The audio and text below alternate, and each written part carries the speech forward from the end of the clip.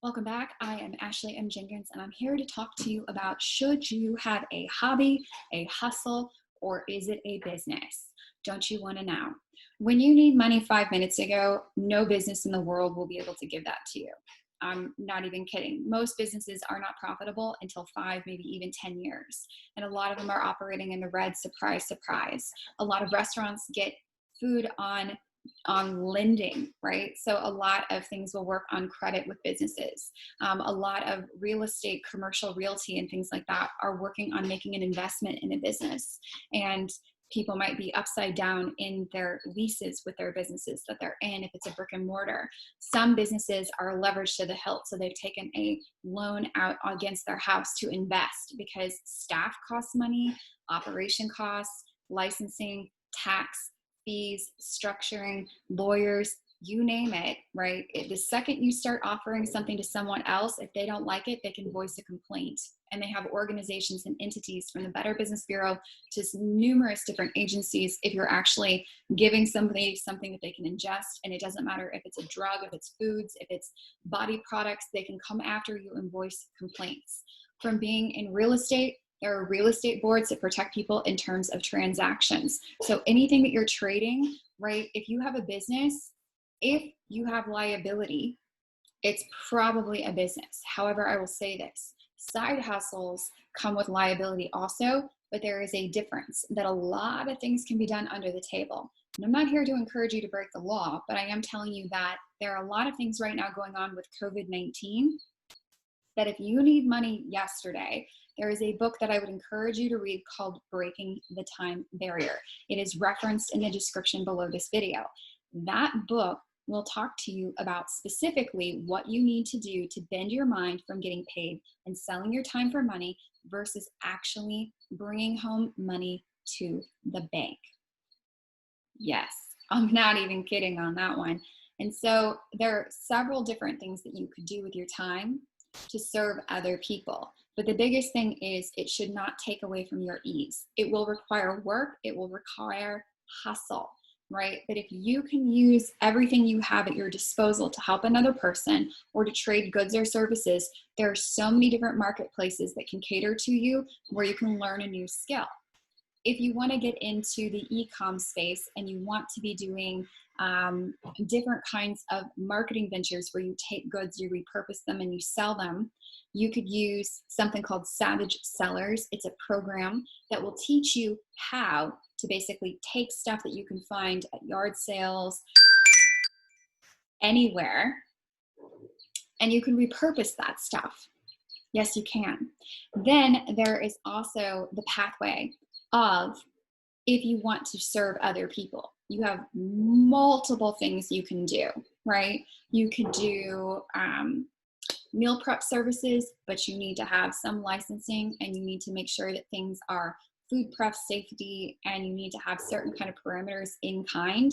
But if you're going to just go pick up groceries for someone else as a service, that's really simple, right? Instacart, Uber Eats, all these different modalities have come up in the marketplace to connect people and consumers together because they realize there's a need in the marketplace for these services. Care.com is an amazing place to go to because somebody might need their home watched, right? Although that is actually a business. And where I'm at in the state of Florida, you do need licensing. You need to be bonded. You need to be insured because the insurance company, if something actually were to happen to that property, you could become liable. So do be careful. There's a difference between home watching for someone and coming in to babysit someone's house. And there's a difference between doing it as a business where you do it for numerous individuals. You could be a pet sitter. Again, if something happens to someone's pet, you become liable. So be very careful with that you could be clipping dog toenails, you could be giving dogs walks, you could be pooper picker uppers, right? My sister hired a service of a guy that is a pooper picker upper. That is his definition. And he comes in one time a week, $25. He can put a whole bunch in an area of town together, knock out 3 or 4 yards very quickly and make a good economy.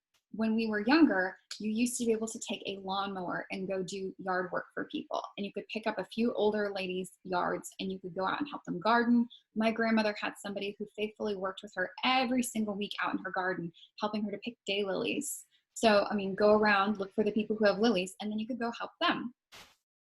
The elderly need a lot of support, and a lot of them are retired and capable of paying. Some of them need modes of transportation. Some of them are not tech savvy to use it for the sake and scale of Uber. But again, if you're going to transport somebody, you have to have insurance on your car, and you have to know the parameters in which you're operating to make sure that you don't become liable because it is seen as a business. Right? And when you are looking at things, there is minimum wage in an area, and then there is the cost of actually doing the service. So a lot of services have costs associated with them.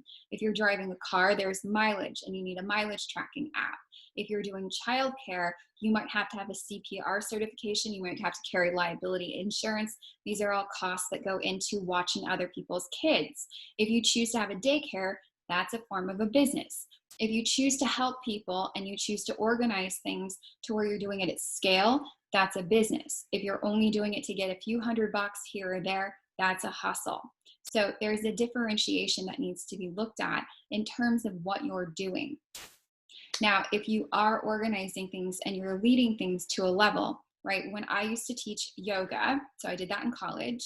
When I taught yoga, in the very beginning, it was something that I could do that was a part-time job. So I went to gyms and I got little exercise aerobic classes and I taught, and I was very good at what I did. And then I went to bigger cities, and then I started doing workshops, and then I got picked up by a master training body, and then it scaled, right? And it slowly evolved from this thing I was doing part-time into a hustle where I could then organize little boot camps and do little workshops and make a lot more money.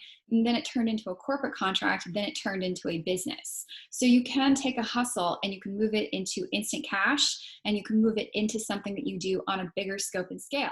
But a lot of people need help in terms of cleaning their house, doing their laundry, doing their chores, things they don't want to do that need to be done, that if you become helpful and service oriented, you'd be surprised what they need help with. But in many states, there are regulations that prevent people from just coming in and being a painter, or coming in and doing roofing, or coming in and doing lawn care, or coming in and doing different things. Because if you damage someone else's property, you harm another human being, there are repercussions for this. So when you're looking at what can I do, this was posed in a massive group that I'm a moderator in. What can I do to make money immediately? What business can I do? And the truth to that is zero.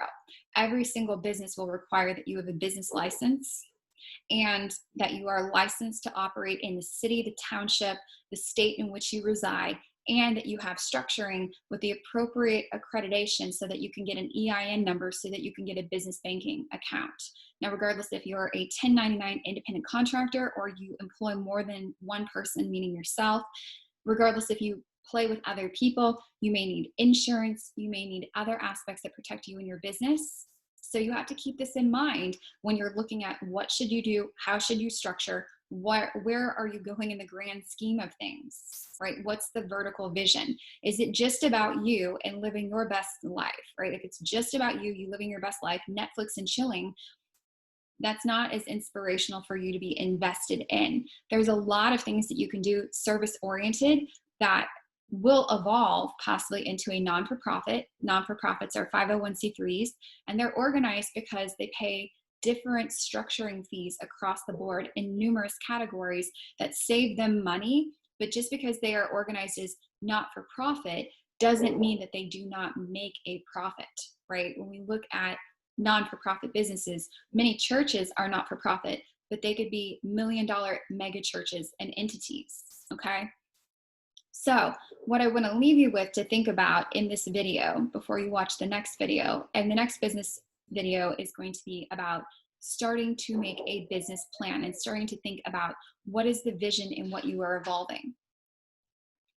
What I want to leave you with right now is, what do you need in terms of money? Because for a lot of people, you're in an emergency crisis and you have time, you don't have resources, right? And even though doing drop shipping sounds like the new craze of what you can do, or having a craft-based business sounds like something enjoyable that you would love to do, a lot of those people have put blood, sweat, and tears into figuring it out, and very small percentages of them actually crack the code, find their niche, and go big or go home. and that may not be you. And if it squeezes you out to sell or to ask someone else for money, that's kind of one of the reasons why employment is easier to show up and do those aspects versus going out and being in that capacity. So what I do want you to do is subscribe to my channel. So this is Ashley M. Jenkins. I want you to go to my website, ashleymjenkins.com, if you want more information on how to work together. And if you look at the description of this video, there is a link to breaking the time barrier, and there is another link that gives you access to a tool that I've created to develop where you are in terms of your strengths so that you can position yourself to be stronger, regardless if you go into a business, if you're in a hobby, or you are working in a hustle. Then there are lots of places for you to connect with me, because having a presence online is invaluable to wherever you are, no matter where you are in your life.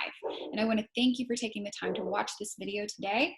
If you have any takeaways, go ahead and pop them in the comments below, and I'll be back in to engage with you.